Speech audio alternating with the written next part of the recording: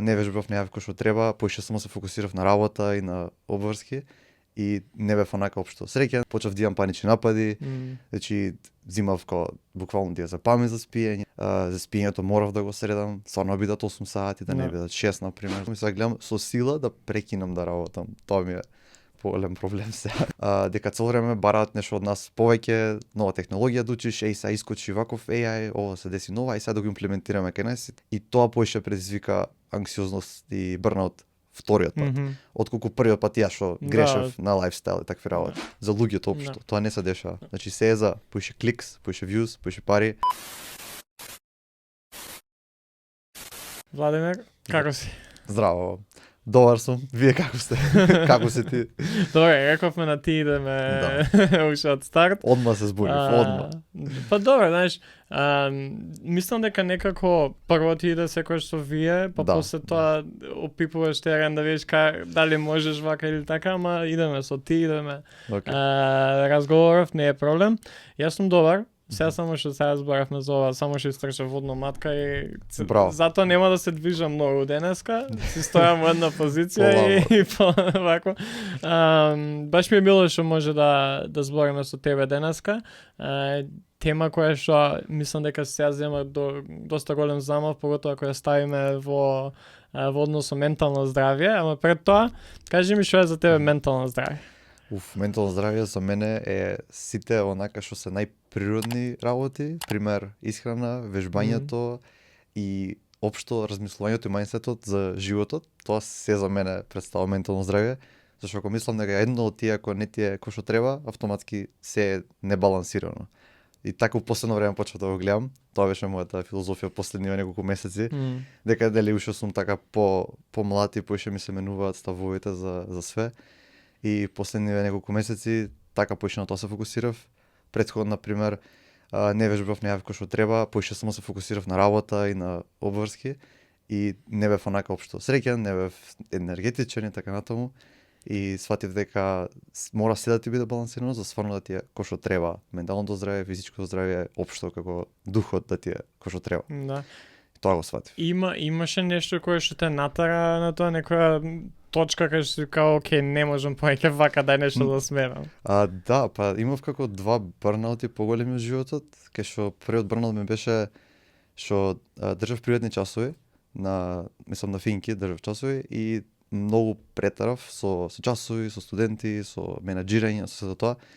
И општо не издегов од дома, само работев и додека тоа го правев и учев и на работа идев и хаос беше и плюс треба балансираш нели другари, девојки така натаму. И после година, 2-3 више не можев. Буквално пропаднав со работа, и со се, и со спиење, почнав да имам панични напади, значи взимав буквално да ја запамет за спиење така натаму и не можев да функционирам буквално. Почнав да имам тикови некои и беше хаос. И од тогаш сватив, викам, знаеш што, ќе се фокусирам стварно да биде кој што треба животот, здрав да биде и полека да си го фатам правиот пат. И стварно така почнав. Земав и персонален тренер од теретана, ми кажа точно што треба да јадам, за спиењето морав да го средам, стварно бидат 8 сати, да не бидат 6 на пример, зашто со 6 нема шанси. И така тие работи морав да ги средам полека. Значи тоа би се отприлика пред години нешто онака асално се фокусирав на себе си. Да, тоа е интересен момент, бидејќи значи некојаш селук не ти се случи нешто, не сваќаш колку некои од овие работи се многу важни, од исхрана до физичка активност, до работа на себе внатре, па се до спиењето и кога ќе ти се случи нешто, чекај, окей, ајде да почнуваме некој процес на... Баш кога ќе ти се случи нешто, тогаш веќе пробаш да смениш нешто, иначе too late станува после. И тоа, тоа за мене е физичко и ментално здравје.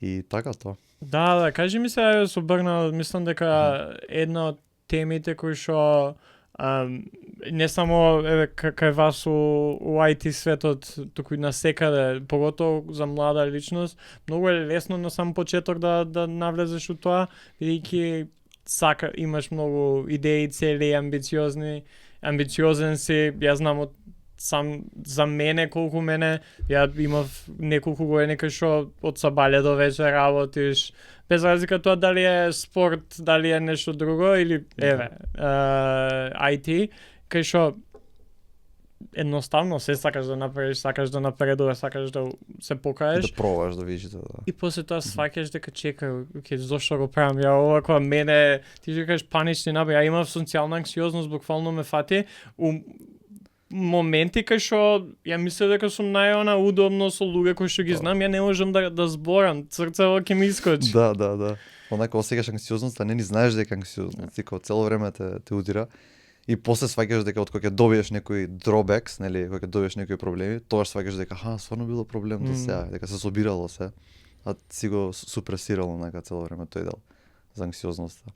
Да. И после вториот burnout кој ми дое, тоа беше со работата. Почнав да се откажав од часовите, почнав да работам, почнав да вежбам, почнав и на мастер сум сега и на финки и многу ствари се собра и сега вториот burnout го поминувам. И сега малце по-лабо сакам додам и на работа, зашто работев и поише од 8 сати, после дома продолжував со работа и така натаму и сега гледам со сила да прекинам да работам. Тоа ми е поголем проблем сега. Гледам да не работам, да. Да. Како се викаш прво еден па сега втор, што мислиш дека знаеш почна да работиш на себе, почна физички да се посветуваш повеќе на себе. Што мислиш дека ти фалеше у тој момент кај што на некој начин да превентира се овој вториот? Па вториот знаев дека, мислам, вториот не го добив од првите проблеми, од првиот burnout што ми беше. Вториот го добив поише од што се случува во општеството, со AI, со FOMO работи, со технологијата што е толку напред, заради тоа го добив поише, а не од што јас правев грешни одлуки.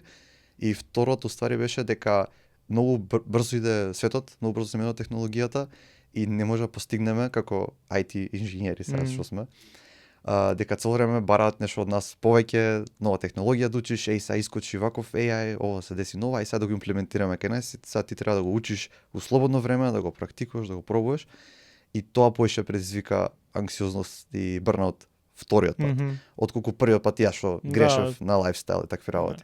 И вториот пат дури супер бев, ама заради општеството што толку брзо оди, што се очекува од IT инженери се поише, вториот пат не беше баш поради мене, беше од општеството. Да, и мислам дека поготово кога си ситуација кога се обидуваш да намалиш, да намалиш темпо, да намалиш обем на работа. Во моментот живееме у едно можеби најбрзите времиња кај вас, барем секој ден има нешто ново. Еве ја некој кој што не работам директно со софтвери нови и се тоа, ја не можам да пофаќам што е сега веќе корисно, што не. Да. А кај тебе ти само што забавуваш, мораш да идеш 100 на сат, кога си присутен мора да идеш премногу брзо. Да.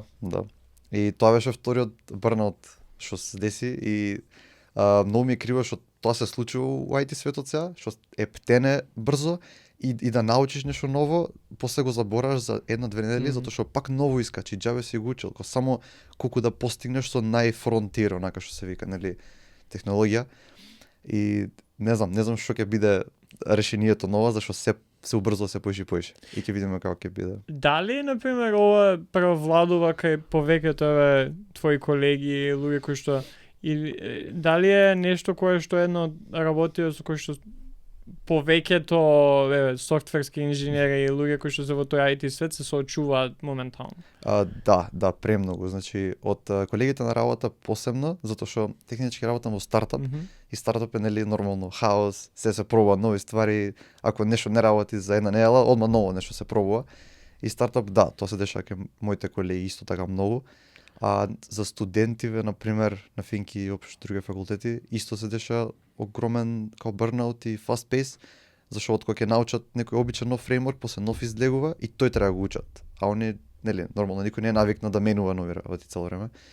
Кај студенти се случува, а мислам дека не толку кај општо поголемите корпорации, зашто многу поспоро се случуваат промени и кога ќе почнат со некоја нова технологија, тоа ја држаат со месеци, со години и мислам дека се по-окей корпорациите.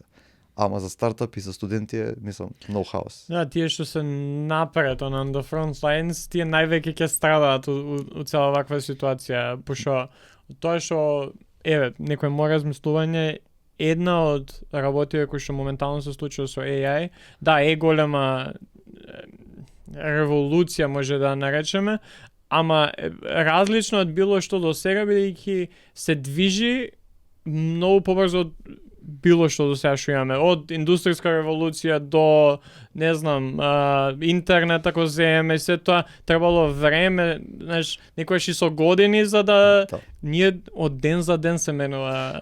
Да. Се. Па и општо интернетот, нели, индустријата, мислам ова што е индустријската револуција, нели, луѓе граделе врз тоа, кои пак луѓе правеле ствари, а сега ко 90% ти прави за тебе. И тоа е малце разликата тука што е автоматизирано и автономно. Кај што, нели, куцаш код или, не знам, правиш робот, ние физички го правиме тоа, а сега многу е автоматизирано. И тоа е малце, и затоа толку иде на брзо, зашто се е scalable и автоматски. Од AI-то го пишува кодот, AI-то иде напред, сам по себе си иде напред. И затоа толку лета напред. Ако луѓе го правеа, ќе требаше со месеци, со години за да искочи нешто ново. А ова сега више се е автоматизирано и затоа толку напред иде све. Да. Нешто мислиш дека се должи тоа? Ја малце ресерч што пробав да направам, има, не знам, неколку уверувања, ама која е потребата за да го имаме сега се тоа? Знаеш, зошто ни треба? Не само AI као AI, вештачка интелигенција, нели, постои, не знам, земи ги видеоигрите, постои на некој ниво. Ама која е потребата од тоа нон-стоп да идеме и нешто ново да се овие извадиле, ChatGPT извадиле нешто ново, па Microsoft, па Google, па ова и не можеш. Зошто едноставно не идеме со тоа, чекај, дај да пробаме нешто, ако не функционира, година, 2-3 пробуваме нешто ново. Епа, реално заради, нели, пари инвестиции го прават тоа. Например, Google ќе излезе со некој модел и ајде инвестираат во тоа и после Facebook искача зашто е компетитор и мора да излезе со нов модел што е сличен на тој. И после OpenAI или компанијата и другите што се. И така излегуваат само заради инвестор мани. И технички ова е најголемиот ко бабл што ќе биде во целата историја до сега, затоа што толку пари се внесени и не ќе да пукне, нели, балонот и цорем инвестираат пари за да има фама, да има поише тренд, да има и така натаму. И дури последниве модели што излегуваат последнава година и пол не се подобри нешто од претходните. За нијанса се подобри, што ништо не менја. За обичен човек ништо не му менја тоа. На нас малце не менја програмерите, што малце се подобри програмирање, ама ништо посебно не. И технички само гледа да биде по тренди. Значи повеќе да излегуваат модели за да имаат поише зборење на интернет, на YouTube видеа што прават и така натаму, за да продолжува тој бабл да расте и да има уште поише инвестор мани. Иначе моделите се исти, ништо не е подобрено. Само доволно различно можеби за вие кои што морате да ги пробувате сите работи да поминувате нешто, а уствари ништо ново реално нема. Ништо нема револуционерно од пред години и пол, ништо нема ново. Истото е све. Само друго име го имат ставено, пример 3,1, 3,2. Вау, тоа е тоа. Ништо посебно. Да. Кажи ми која е крајната цел? Значи, окей, да, има профит, имаш да бидеш прв, ама што е крајната цел на сево ова? Па мислам, што имам гледано видеа и ресерчово нешто што имам. И плюс општо сум таа индустрија. Да. Претпоставувам дека е да можат но повеќе да автоматизираат работи, софтвер, што мислам дека софтвер, нели, ќе биде во сите индустрии, нели, на секој треба вебсайт, на секој треба нешто се автоматизира, нели, нарачки, буквално било што се може да се интегрира софтвер и технички софтверот ќе биде толку автоматизиран кај што не мора да има веќе програмери.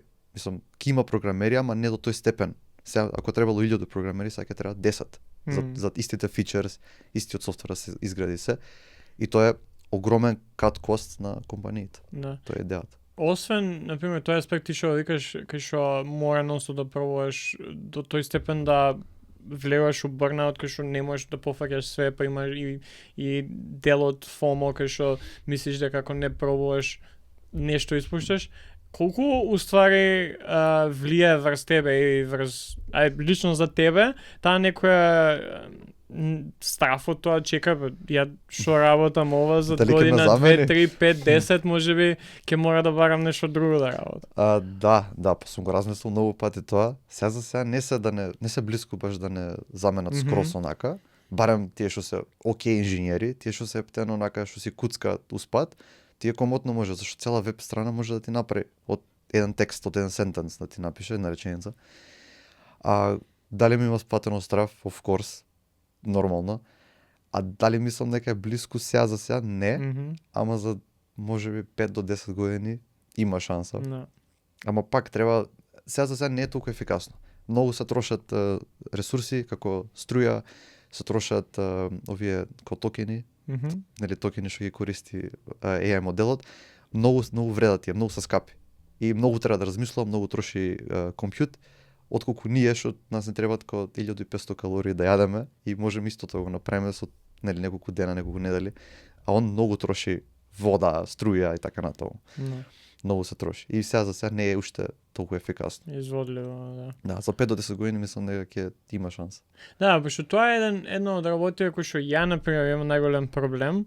Као да, оке, може би ќе ми помогне да бидам поефективен, може ќе ми даде некои насоки кои што не сум ги размислувал, ја например најчесто еве сега снимаме подкаст, ја седнувам сам, правам ресерч, не знам, те гледам тебе онлайн што имаш, пробам да најдам што можам и после тоа од кога ќе имам направено мојот ресерч, викам ајде да видам ChatGPT што ќе каже за Владимир сега. И помагам, ама уствари, окей, ја тоа секако го правам, ја нема да се оставам сам на себе. Да. И ама мене например најголем проблем ми е тоа што како влијае врз природата, врз тие некои ресурси кои што не ни се у изобилство, значи немаме ние бесконечно ресурси да можеме сега да ги трошиме од природни ресурси па се и до некои кои што се помалци ги имаме за тој степен да излезе, чекаме дали ние ќе имаме вода за пиење за 10 до 15-20 години. Да. А исто така и ја например ако ја го правам ова и сега и ChatGPT да ми каже работи, оке, може ќе ми даде едно-две прашања кои што можеби не сум ги размислувал. Ама некој кој што не го прави тој првиот ресерч, тоа му е се. Да. И ти престануваш критички да размислиш. Точно. И баш иначе ја правам и влогови и баш за тоа направи влог дека многу генерични работи ти дава GPT и општо ресерчот изгледа јак на прв поглед, дека свашта размислува, гледа ресурси она, ама кога ќе седнеш сам 5 минути да видиш кои прашања да ги поставиш, како да пристапиш до човекот, 2000 пати поквалитетно ќе го направиш ти отколку он. Многу е генеричен. За такви работи што се малце покреативни, комуникација, да има човечност, нема допирна точка таму, нема шанса. Имам простор за тоа да се смени, пошто еве се например у моментов е поеќе филер зборови кои што ти звучат убаво, ама уствари ништо не кажуваат. Да. А има простор тоа да се смени мислам, еве сега не само ChatGPT, било кој чатбот да го земеме, да можат покреативно да размислуваат, да можат по-природно да... Да, па например во овој што е моделот Grok, ако го знаеш од Twitter, од X, да, се X. Па тој многу е подобар. И се гледа зашо е подобар, затоа што трениран на Twitter дата, а Twitter дата, нели, негова е датата и сите твитови ги има. А Twitter е најприроден јазик, нели, се збориш, буквално текста. А другиве сите се тренирани на блогови, на Google, вебсайт и така натаму, сите што се генерични, што пишуваат текст колку да бидат репрезентабл за јавноста. А Twitter се пишуваат баш како нивен личен профил. И многу е по-природен Grok, да речеме. Многу поише автентичност има, поише како човечки тач има, зашто технички стварно од луѓе е трениран, од вистински коментари. И тој дел. Ама пак не е болј од нас, сега за сега. И не знам дали ќе се смени тоа, зашто реално главниот дел на сите AI модели е да предикнат, нели, да предвидат кој е следниот не најсличен збор, туку со најголем probability дека ќе биде следен збор. И тоа е само бројки и статистика, што ние така не размислуваме. Така да начинот на кој што работи не е како нас, у никој случај сега за сега. Затоа нема да биде од тој аспект подобар или барем блиску до нас. У тој human дел и креативност. Да, го нема тоа човечко во него се уште. Да, се осеќа. И например кога ќе ми кажат па има премногу дата, 100% поише од тебе знае. Има многу поише од мене дата, ама нема таа дата кај што ние имаме. Пример, ние имаме многу различни информации кои што ги впиваме како допир, имаме различни емоции, нели, како љубов, среќа, депресија, тоа се комбинира у наш карактер и ние различно ги кажуваме зборовите и ги пренесуваме зборовите. И општо имаме различни сетила што нели не се бројат како сетила, како не знам како баланс или осет за простор или за природа, за зелено, дека боја има и ти го впиваш тоа. Он ништо нема, он само текст има. И као не можеш ти еднодимenzionално да споредиш со 500 димензии ние што имаме. И тоа е разликата, мислам, најголема на човек и на овие ботови што ги прават. Да. Една од најголемите разговори барам моментално за AI и ментално здравје е дека се повеќе и повеќе луѓе, ја би рекол и млади луѓе кои што имаат пристап до било кој од овие ботови да ги земе, го користат како на еден начин како пријател или некој од нив па и повеќе од пријател, психолог, имало случаеви за кои што не знам, можеме да читаме онлайн кај што е романтични врски со како е програмиран чатбот да комуницира со тебе или со мене, со било кој што ќе му пише? Како мислиш, како е програмиран, која е целта на или како Почева се, например, ти го збориш тоа дека ја и ти, например, комуницираме ради тоа што имаме можност да, не знам, размислуваме, да чувствуваме кај сме, нашиот разговор е различен дека сме сега на камера и дека ако излеземе надвор на кафе, ќе биде малце можеби поразлично. Ама, например, еден чатбот, пошто тоа е, сам го кажа, бројки, тоа е статистика, да. Како е програмиран да зборува со една личност? Како или мислиш зошто би зборале со него? На тоа мислиш повеќе? Како ти враќа усмисла? Аха, како ти враќа? Тоа е дека зема агрегација од целата дата што е трениран на блогови, на текст, и на слики, на се што има.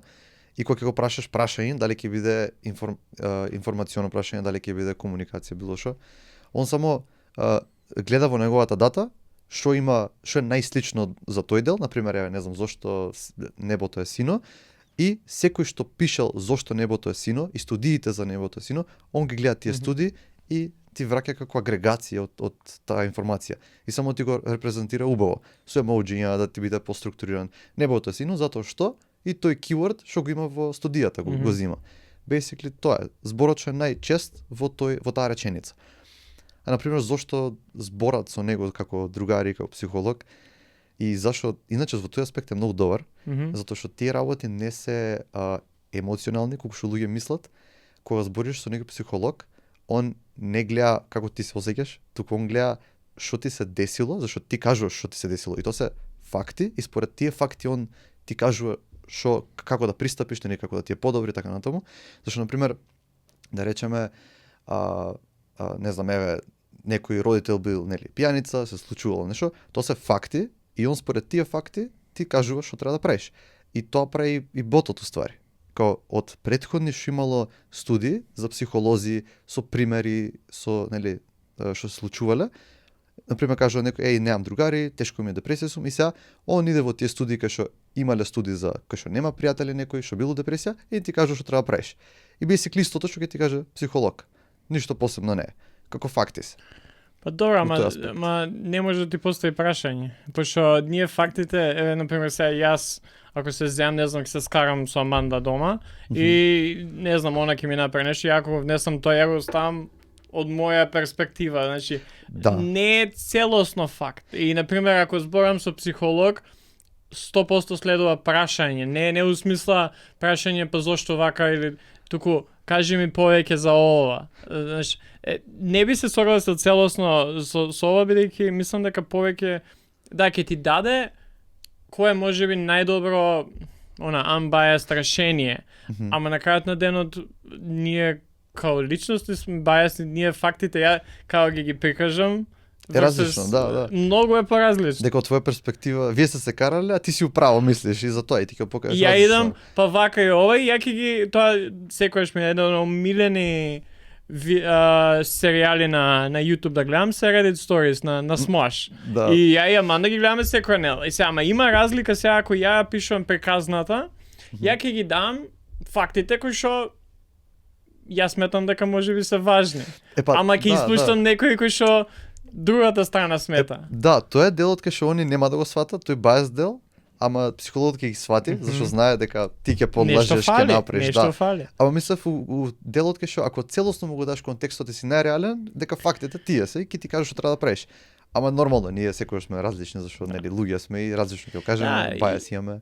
И да. И тука мислам дека е најголемата опасност, бидејќи реално да, некој од нас може тоа ќе го направиме и може ќе ги даваме сите информации и све тоа, ама мислам дека опасноста кај што ја гледам и кај што мислам дека повеќето од ментално здравје гледана точка е кај што ти имаш се повеќе млади луѓе кои што одат кон тоа, они не знаат што не знаат.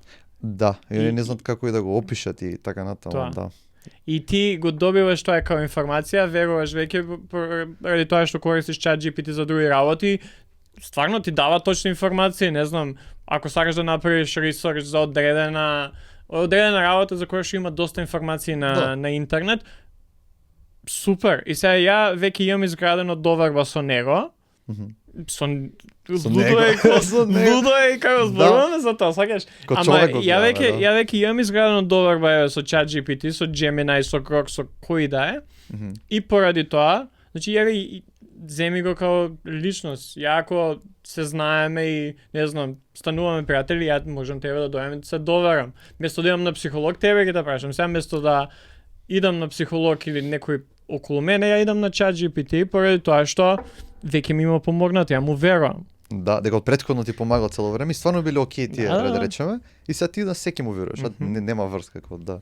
Точно. И баш со другар сега правиме некој интересен проект нешто и му го дава цел контекст за проектот, јој му дава како не знам 5 страни како да го направи проектот и вика леле брат, како ми го направи цело ово. И ја го гледам, тоа нема допирна точка со проектот, значи буквално немаше врска. И он му верува вака, на слепо. Само зашто претходно бил точен.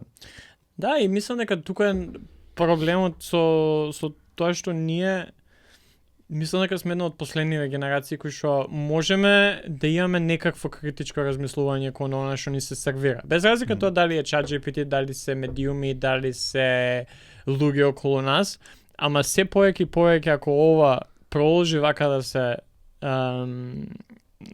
да напредува со вакво темпо, ти имаш генерации кои што не знаат критичко размислување. Кај што ти викаш буквално, еве, твојот пример. Тоа нема врска, некој да види. Јас се, например, ако сакам, не знам, еве да земам спортов и сега ја тренер сум, сакам да испробам нешто. Ја можам да прашам ChatGPT, можам да изгледам неколку видеа и све тоа. Ама ја ако не опробам или не зборувам со луѓе кои што исто се тренери, тоа, например, не знам како да напаѓам зона 2-3, ај ќе прашам ChatGPT, ама на крај дај ќе ги прашам луѓе кои што им верувам, кои што се тренери, кои што знаат да напаѓаат зона 2-3. Да.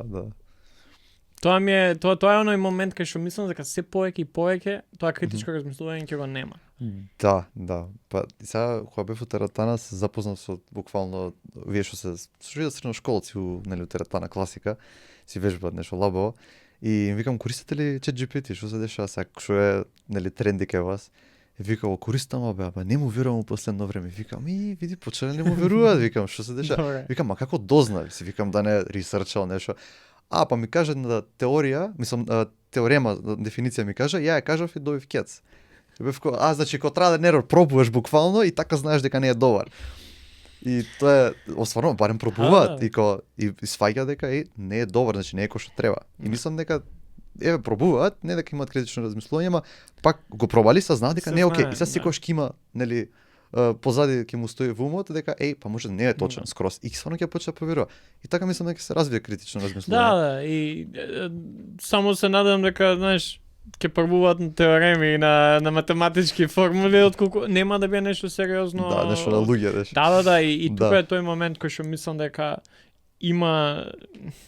Како е, например, тоа ми е мене, ја политички науки дека имам студирано, знам колку Мета и Facebook има влијание во голем дел од последниве 15 години, они имаат сменето многу, мислам, кога дојдоа луѓе од Велес да помогнат за Трамп да стане председател, мислам се не стана ради тоа само, ама пак има влијание.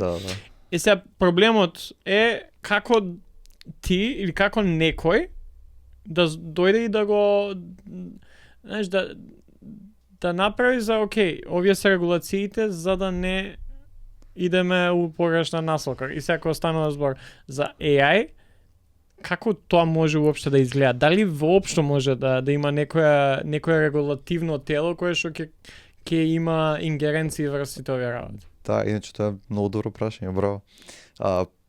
Првиот дел од ова, мислам дека е проблемот со пари и тоа беше исто проблемот и за Instagram и за Facebook и за Shorts, нели, за Reels, што се случуваат работите.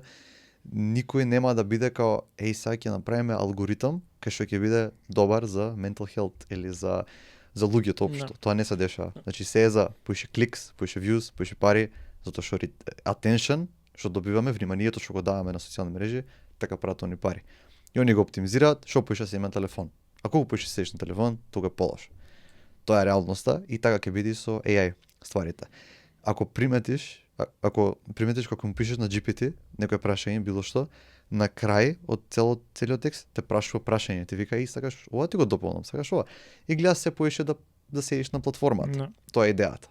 И basically ќе биде исто како со вниманието, колку поише седиш на GPT, поише трошиш токени, поише пари прават они. Тоа ќе биде идејата. И не знам како ќе биде уделот кај што ќе мислат за нашето здравје, не знам тој дел како ќе биде, мислам дека нема да биде. Зашто е капитализам тоа. Да, нема тоа, бидејќи не е едно, да кажеме сега, да биде окей, имаме чатбот само за Македонија и не можеме друго да... Тоа, знаеш, сега не сакам да кажам нешто ептан контроверзно, ама мислам... Бе не, имаш држави кај што, например, немаш пристап до некои од овие работи.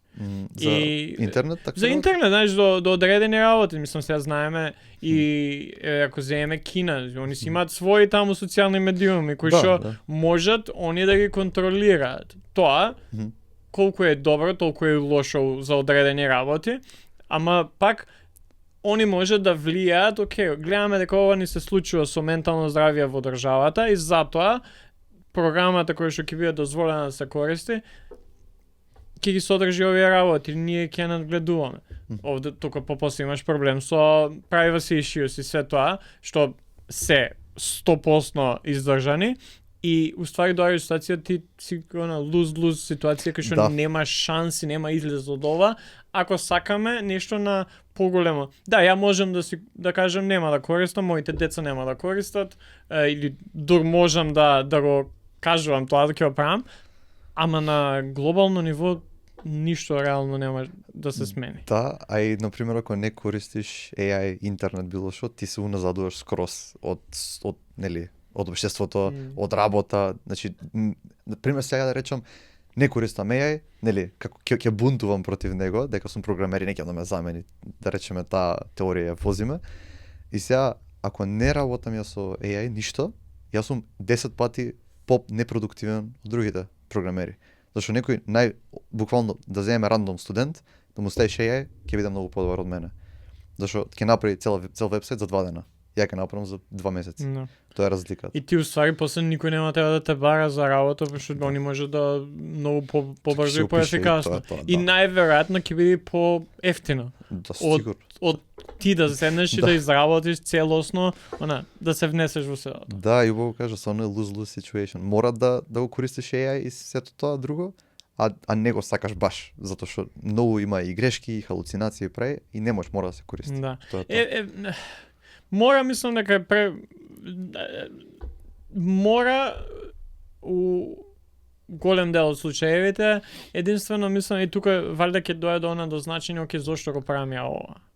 И зошто сум програмер, зошто водам подкаст, зошто сум тренер, зошто ги правам работи. Ако мене ми е, знаеш, доволно, и тука мислам дека она кога ќе бидеш експерт у некоја област, е многу полесно да не можеш да си... Ја ако знам дека сум најдобар у тоа што работам, се ти земи, ако си знаеш дека си најдобар програмер у Македонија или пошироко, ти е многу полесно да кажеш ја не користам ова.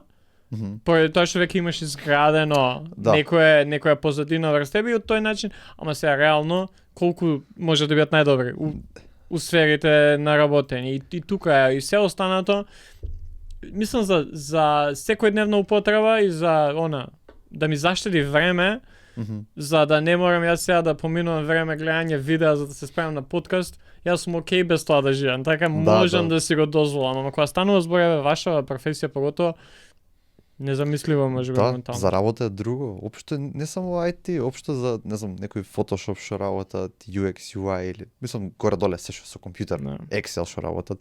Веќе Excel не мора да знаеш. Може само да му пишеш што сакаш да има на податоците, да ги собере овие колони, овие редици, подели ги, направиме и он се прави. Автоматски буквално се поврзува со Excel и се ти прави. И кога на пример ако тоа рачно го правиш, ќе те фати, не знам, 15-20 минути, ова го прави у 20 секунди. И огромна е разликата. И од тие работи не можеш да речеш, нема да го користам, нема шанси. Чим се бори за работи, за пари, гледат што побрзо да биде, што нели најново да се користи, тоа е тоа. И тоа што викаш, дека ако ти си најбољи програмер или имаш структура што стварно си стабилен, да речеме општо најак си да речеме, веќе не е така. Да. И да си најак, колку можеш да куцаш ти со прстите. Ова куца илјадници линии у секунда. Нема допирна точка за на кој квантитет може да го прави тоа.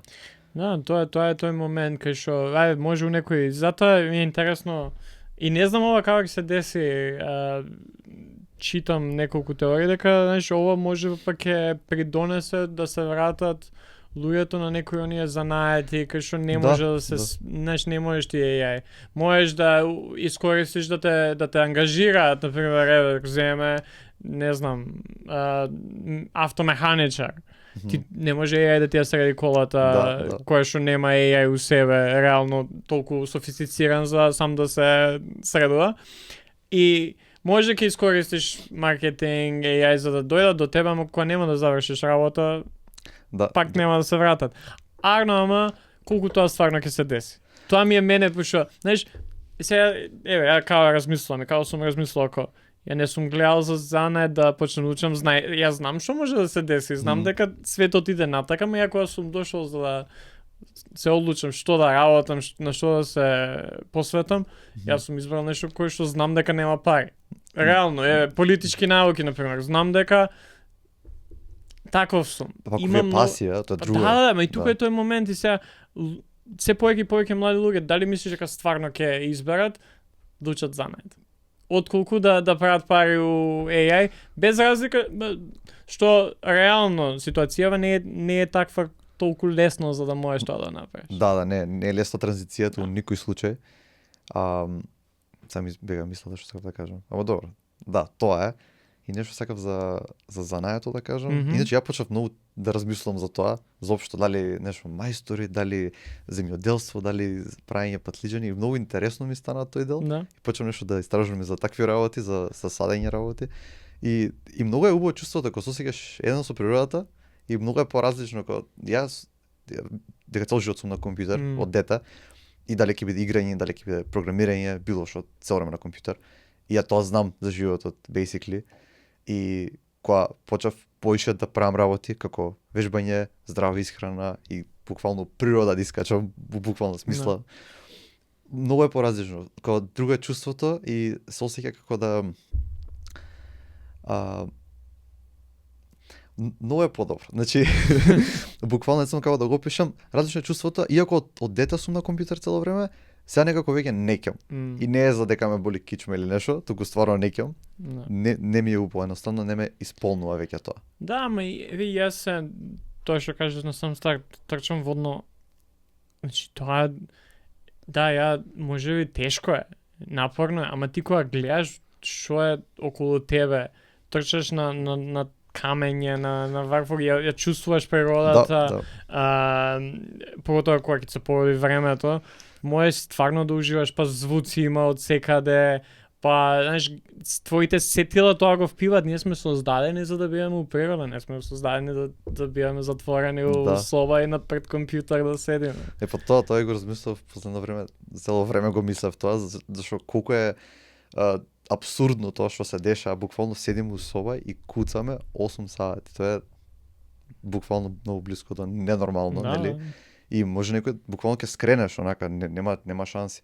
И сега почнав да практикувам, за бајле шетам пола сат, мора на сонце, обавезно. Иначе не можам веќе, нема шанси. Да, и негативно влијае врз тоа. И затоа Многу, ние сме повеќе изложени на бурнаут и на психолошки проблеми, на ментални, кај што ти ако не го добиеш време, да, ти може да работиш 8 сати, ама ја ако излезам, и кај мене го гледам, ја од сабајле ако прво нешто што направам излезам надвор и биам активен у било која форма, ја имам подобар ден. Да, Фиксно. секогаш. Значи, без разлика дали денот ќе ми биде 8 сати у канцеларија и морам да пишувам 100 мејла ради тоа што треба сега нешто да правам на компјутер, или ќе биде сосема, не знам, со луѓе си, па социјална батерија се исполнува и се тоа.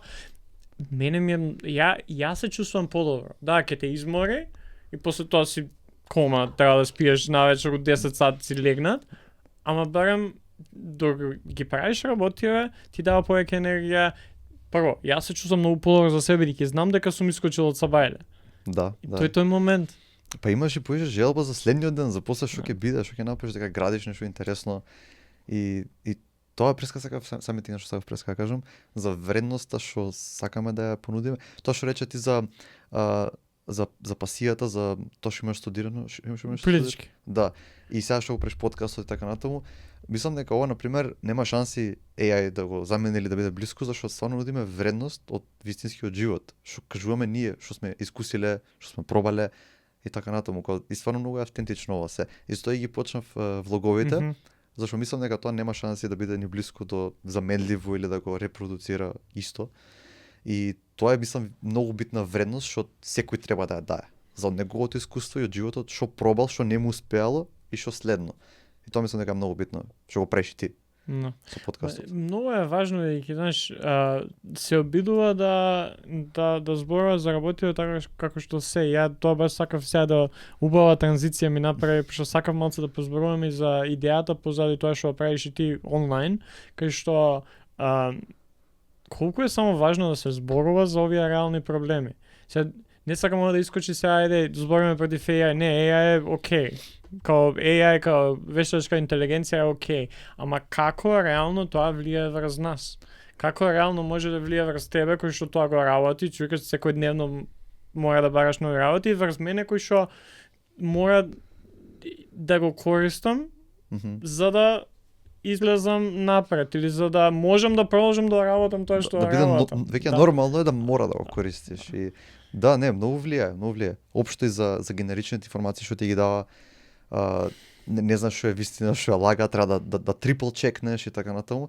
И дел што приметив, општо кој дел ти истоштува кога го користиш AI и за програмирање за било што, е кога он ти дава цело време идеи, нов код, нешто треба да ти дава и ти треба го видиш. Уствари валидирањето делот нас не истоштува. Дека преме нешто што се вика, нели, контекст switching. Контекстот го менуваме цело време. Одиме на друг браузер, гледаме референцата, гледаме текстот, дали се мечнува, дали е добар фактот, дали ова, дали она.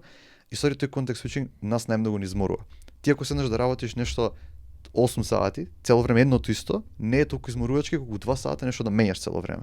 Зашто додека ти се, нели, како што се дешава во мозокот да се рефакторира за тој дел, ние се уништуваме буквално како луѓе, дека тоа нас ние уствари као токените, ние што нас не изморува. И тоа AI може да дава квантитет огромен и ние треба сега да го валидираме. Тоа е хаос, тоа е пекол за нас. Ние тоа го мразиме и сега тоа цело време го правиме. Што мене ми истоштува ептен. И тоа мислам дека е главното нешто што ни истоштува и нормално што халуцинира, греши, лаже буквално и уверена со тоа. Тоа е огромен проблем што се дешава. Да, и една од најдобри книги што ја имам прочитано за не е self-help, туку за да ти помогне да функционираш подобро, Deep Work, Cal Newport, кој што исто валјда и твој колега ќе му дое, професор по computer science и што е да. Нема везе, збори колку само нас длабока работа ни треба. Кај што ти ќе земеш и ќе се посветиш без разлика колку е, сат, 2, 3, цел ден, неколку недели, ти си навлезен и работиш длабоко во едно нешто. Да. Јас сакам, еве сега со тебе зборувам, ја ќе седнам неколку сати, ќе работам само тоа. Ќе се спремам само за овој подкаст. Нема телефонот да биде до мене, имам отворено Нешто монитори, најдобро, ова малце out of context, ама нешто најдобро е втор монитор да ставиш, толку подобро е, не знам зашто, ама функционира, ама тоа ми одмара, пошто јас сега овде ќе ми се отвори нешто, па некој ќе ми пише, па ако сум у канцеларија некој ќе зборне со мене, па после 2 сати се чекај бе, ја треба да се вратам, ама кога ќе се посветиш длабоко, едно, подобар резултат ќе имаш, второ, ќе можеш тоа што го работиш да го примиш. Да, и не си истоштен, буквално. Океј ќе бидеш и да работиш 8 сати, едно нешто, пак океј ќе си. Нема да сакаш да ти биде преку глава од се. Буквално ќе можеш и после да се дружиш, нели, да имаш комуникација со луѓе, дека иначе ако кога правам контент случај, не ќам ни со луѓе да зборам, буквално сакам да гледам од зид и да гледам Reels, или тоа да не зборам што е катастрофа. Да гледам Reels, како може Reels да ме одморува? Тоа е стварно не окей. На телефон да те одморува. И мислам дека доаѓа до тоа исто и он у книгава збори за тоа колку ние уствари немаме она infinite willpower. Да. Кај што ти веќе кога ќе дојдеш на крајот на ден, Reel е најлесно, само си идеш само со прстот. Со прстот, да. Ти не размислуваш. Не гледаш више. Пошто тоа што кажа ти, фала ти што кажа, пошто мислам дека е многу важно да не размислуваме колку само една информација ти која што ќе ја добиеш од чатбот, ти треба да идеш да ја провериш, па да видиш контекстот, па пак да се вратиш, ти уствари нон-стоп имаш она mental load за чека дали ја добиваш. Едно е да ја добиеш информацијата и знаеш 100% дека е точно. Ние никогаш не верувам дека може и ќе дојдеме у таа ситуација да знаеме, окей, ја добивам ваква информација, 100% е точно. Да. Ама тоа само тоа ми е интересно, пошто едно од најголемите аргументи за ова е, па гледаш, не зборува само од себе, ти дава и ресурс. Да, ти дава од кај што ги зимал информацијата. Тоа уште полошо може би го прави моментов баш за ова што збориме, кај што ти можеш да истрошиш толку повеќе ментална сила на самото тоа, ти кога ќе дојдеш на крајот од денот, ти ни подобар ја за мене сопруг ќе бидам, ни подобар син, ни подобар пријател, ни подобар човек ќе бидам поради тоа што ја кога сум завршен денот никој тоа сега се смеевме пред некој ден со мајка ми, кога ти кога гледаш Партизан кога ќе изгуби со никој не ќеш да збориш. Тоа ми е исто, знаеш, само што секој ден ќе губи. Да, преку главата ја, да. Мислам дека решение за тоа е треба само да успориме малце. Зашо например, кога, не знам, дали читаш книга или блог, кога беше порано Google, нели? Порано. Уште Google постои, ама кога користевме basically секој ден, немав ја таков mental drain. Зашо, пример, да речем, имам баг у софтверот и сега го копи-пестнам багот у Google и не ти го дава решението, па сега ти, нели, имаш блог. Блогот го читаш. Некој давал решенија, ги читаш решенијата полека. Поминуваат 15 минути. И ти го размислуваш, дали ова има логика како да го трансферирам кај, поминале 15 минути.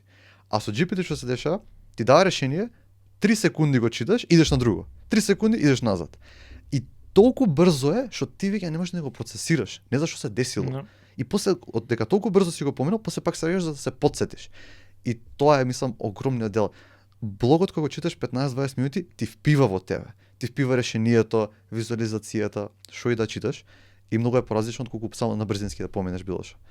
И има една апликација, аудиобук, нели, аудиобук постои, нели, општо. Да, не знам како се викаше. И многу беше интересен концептот. За self-help books, пример Atomic Habits, нели, позната книга, ја раскажува во кратки црти. Пример има 9 чаптери и ги раскажува во 2 реченици секој чаптер. И ја викам, добро, значи у 15 минути цела книга ја слушам. И знам се што ќе се деси. Добро, ја купив, не знам, $3 беше. Ја зијам, ја пробувам, ја слушам, леле, ова е преако, речениција скрос има логика, се ми јасно. Завршува се до тоа, за 2 минути, немам појма што се десило, ништо не ми е впиено, почнем нов бук, аудиобук. Имам поминато 30 книги, ништо не знам што се десило. Не ни запишував, не ми легна материјалот, ништо. И уствари мислам дека тука решението е само полека да биде. Споро, за да ти, кога ги речат, нели, постарите, треба да отспиеш да ти легне материјалот од школа, буквално тоа е. Тоа се дешава. Успиње ти влегува материјалот, стварно така. Да. Ема, тоа е интересен момент. Пошто ја цел живот не сум можел да читам. И не сум можел, сум имал можност, ама мојот мозок као функционира, ја тоа треба да се мачам со читање, никогаш не сум читал. Ја книги на факултет не сум не, да не ме слушнат професори на факултет, ниту една книга немам целосно завршено за на факултет. Ја немам целосно, ама така не, делоч ми треба. Ја не ни почнувам голем дел од случаи, пошто знам дека ќе се мачам и наоѓам начини како надвор од тоа да земам да учам и да читам и се тоа и аудиото книги ми се она кој што ме спасува у последните неколку години и ми помага многу, ама тоа е тој момент што викаш ти, ја една книга ја читам недела, 2, 3, 4 недели, има некои книги кои што година дена ми треба да ги завршам. И тоа е окей, тоа е окей. Ја на пример кога ја ги читам најчесто кога сум надвор, кога се движам, кога трчам, кога вежбам, ја не имам моменти кај што чекај, ја не можам ова да ја слушаме. Поготово deep work ми требаше година дена целосно да ја завршам, ради тоа што ја кога сум нервозен, кога имам негативна енергија, или премногу сум или мислиш за нешто друго, да. Ја не можам таква книга да слушам. Ја ќе земам ќе пуштам автобиографија на некој да, или песна ќе пуштиш. Пославо. Да, не слушам. Подкаст ќе пуштам. Да, подкаст е многу добро, да. Бидејќи знам дека ја го слушам ова, ама ја нема ништо да впијам. Да, само колку димаш. Ама ми треба нешто во главата за да ме спушти како и да се чувствувам. Да. Има моменти кај што знам оке ја можам ова да попремам, па ја дека користам Audible, ако нешто чујкаш една реченица ќе доаѓа ми клип, одма право ми става букмарк, за после тоа можам да се вратам. Да. И тоа што ја на пример најчесто у теорија би сакала да го правам многу почесто, ама сакам да практикувам, си имам една книга кај што еве се читам книга и имам еден као дневник уствари, запишувам неколку работи што ми остануваат, што ми се најважни. Да. И така на пример имам книга дневников кај што имам, не знам, од повеќето книги кај што уствари сум го направил тоа. И многу интересно да се враќаш наназад и да ги јас сум некој на пример што јас секогаш можеби нема да запамтам све, ама многу интересно е што памтам кај сум го слушал тоа или што ми се дешавало кога сум го слушал и одма можам да се навратам на цела ситуација и да извлечам нешто од тоа или да знам кај да се вратам да извлечам. Да, баш гледав таков TED Talk за асоциација, кај што можеш многу работи да памтиш ако ги асоцираш со нешто. И ја почнав да учам овој јапонски јазик учев пред 2-3 години и нели буквално хиероглифи за нели тие азбуката и многу лесно се учиш. Ја научив цела азбука за 2 недели. Многу беше лесно зашто сите тие символи асоцираа на нешто вистинско. Пример А буквата беше буквално како Apple, како нели јаболко. Изгледаше така и за секој што запамтив. Тоа што знам како да ја пишам, кои се цртките. И асоциација е многу битна. Тоа што памтиш ти што се дешавало у книгата, според тоа што ти било во вистински живот, тоа е многу добра асоциација да се спојуваш. И ако го немаш тоа, треба да пробаш да си најдеш асоциација со нешто, со било што. Дали ќе биде со книгата, со вистински живот што си правил. И така многу се памтат работи. И тоа многу експоненцијално можеш да памтиш. Многу. Да, и запишани работи, тоа сум приметил, цело моје образование поминав на фаќање белешки. Кои што белешки никогаш после тоа не одидов да ги читам. Само ги пишам. Само ги пишам и поради тоа што сум ги напишал, сум внимавал кога тоа јас сум го впивал. Ја пак затоа не завршив 10.00 просек. Завршив со малце помал, ама и затоа сигурно има колеги мои кои што многу повеќе од мене учеа и фатија многу повеќе, ма ја ги фаќав оние концепти кои што ја мислам дека ми се најважни. Да. И тука е тој момент ја кога ќе запишам еден концепт кој што мислам дека е важен за политички науки, без разлика за што збориме. Тоа ќе остане со мене, може после тоа ќе изгледам некоја епизода на ова или некој ќе зборува за тоа. Нема да фаќам белешки, не морам да фаќам белешки на тоа, ама веќе она најважното останува со мене. Сега професори не осакаат тоа многу, некои од нив, дел од нив, ама па ми помага. Ја као некој кој што има проблем со фокус, кој што има проблем мозокот да ми иде 100 на сат, тоа помага. Да. Ако се навртиш сега со AI и што се гледавме дека стварно ако пишуваш и ако ти впие, тогаш го запамтуваш. А сега замислам го прочиташ вака 2 секунди. Толку е, отиде. Нема шанси. И тоа баш убаво што каже, боле да поминеш 15 минути да читаш една статија за одреден проблем, отколку 2 секунди да земеш одговор. Да, и што не знаеш дали е точен. гесаш само. Да, бе, и да земе да е точен. Што со тоа? Да. И тоа што го куца кодот, ја не го учам тоа, не сум го научил, он го искуцал за мене, јас сум му кажав што сакам да направам. И тој дел исто така огромен проблем. Ајде да речеме дека е точен. Ти пак не знаеш ништо, само он ти го направил. И тоа не знам како ќе се реши. Не знам што ќе биде.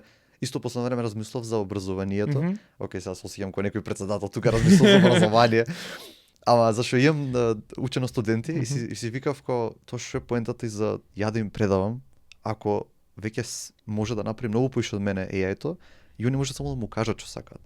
И тој дел, не знам што ќе се дешава со образование, ево може да ми дадеш ти ако мислиш некој инпут, изборев со некои професори од Финки како го гледат образованието во иднина, затоа што сега тестовите се буквално смешки. Му го сликаш тестот, готов е, тоа е тоа. Порано никад не било така у никоја историја. И нели имало порано како можда имаше порано од Google да му пратиш слика од формула математичка и ти ја решава и си ко лутници ова. А сега можеш све да му пратиш и се ти решава перфектно секој пат. Зашто тие се општи информации што ги има на интернет и ома ги знае. Да, кога станува збор за факти, општи работи окей се, знаеш, окей, веруваш без многу проверување, но кога станува збор за мислење е поразлично. Да, образование. Да, што мислиш за тоа?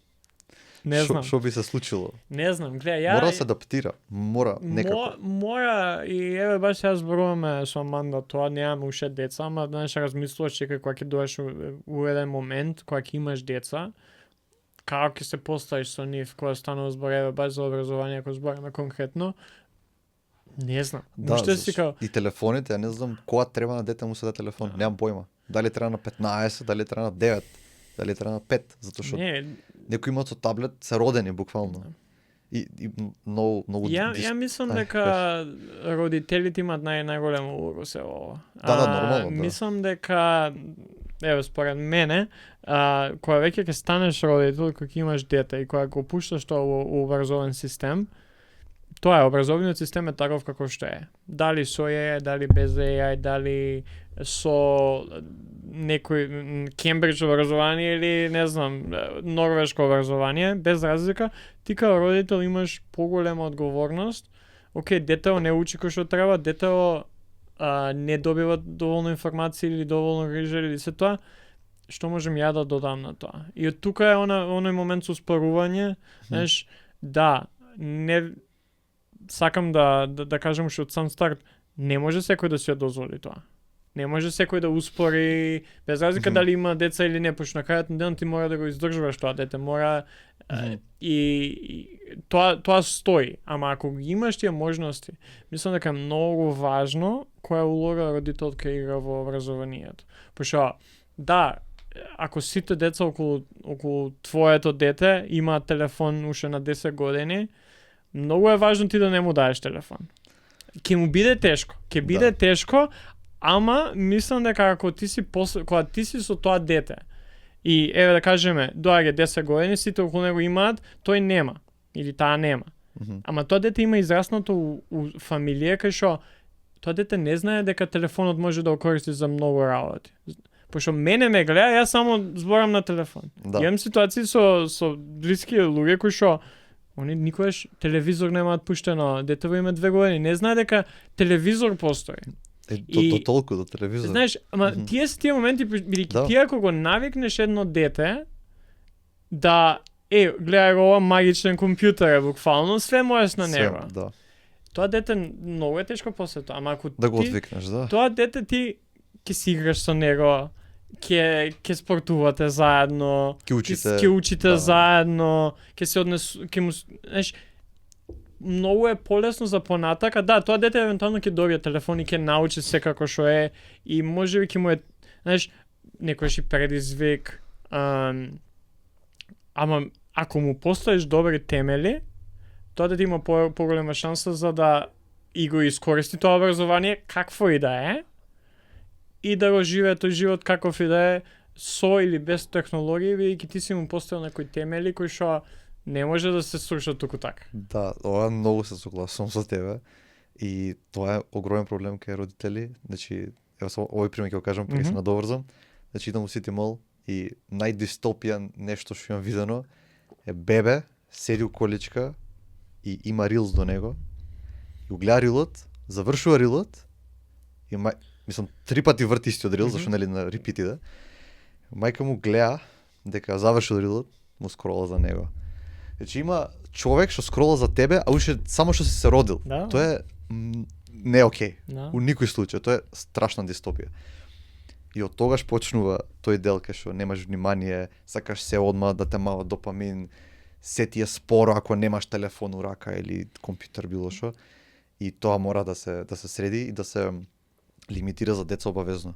Зашто децата треба да излегуваат, треба фудбал да играат, треба да паѓаат, да возат точак, да свашта да прават, све да прават, само да не е седење на компјутер. Да. Јас се згазив од седење на компјутер, играв, геймав цело време, кога бев мал, ама искачав, окей ми беше, и игрите не ме направија да немам внимание и attention span, туку баш обратно, затоа што играв игри што беа као стратегии, што требаше мислење и стварно имаше креативен дел од тоа. Не викам дека треба тоа да се прави, ама не бев кај што гледам рилови, кај што сакам брзо внимание, брз attention span, допамин. Го немав тоа и бев по окей. Да. И за ствари што сакав да ги правам, имав трпение, стварно ги правев и убаво ми беше. Ама сега со рилс ако му дадеш на 5 годишно дете, мислам дека Не, ќе едноставно биде хаос. тука е тој момент и затоа, знаеш, мислам дека разговорот како едно образование треба да изгледа и како едно, не знам, еден систем треба да изгледа е секундарен на тоа како ние ќе ги растеме новите генерации. Еве, спомна околу телефонија, ние обработувавме книгата Анксиозна генерација од Джонатан Хайд, Anxious Generation, која што многу убаво ти кажува дека ради тоа што ние имаме социјални медиуми, ние имаме сега една генерација која што најголем проблем е анксиозноста. Бидејќи ти си израснал на тоа. Да, и тоа и он баш вика, не деца, поготово машки, пошто не се одразува исто кај машки и кај женски деца. Се одразува различно. Мислам дека слично имаат анксиозност, Има ама различно. Не, анксиозноста си стои, ама што е проблемот, знаеш, какви се проблемите се различни. Например, вика за машките деца, они не се повеќе изложени на ризик. Кои машките? Машки деца. Кај што машко треба да знае што е ризик. Уште као мал, треба да падне и да скрши рак. Да. Знаеш, сега нормално Не треба, ама треба да се повери. Да. Па затоа дека мора да паѓа, треба. Ќе се качи на дрво. Тоа ако не падне, он ќе мисли дека е семоќен и после проблемот настанува тоа што он го вика кај што после тоа кога ќе дојдат у позиција да они се 25 работат, имаат не знам пари, можности се тоа, они го користат на обложување, на порнографија, на дрога, алкохол, пошто тек тоа што они учат што е ризик. Да.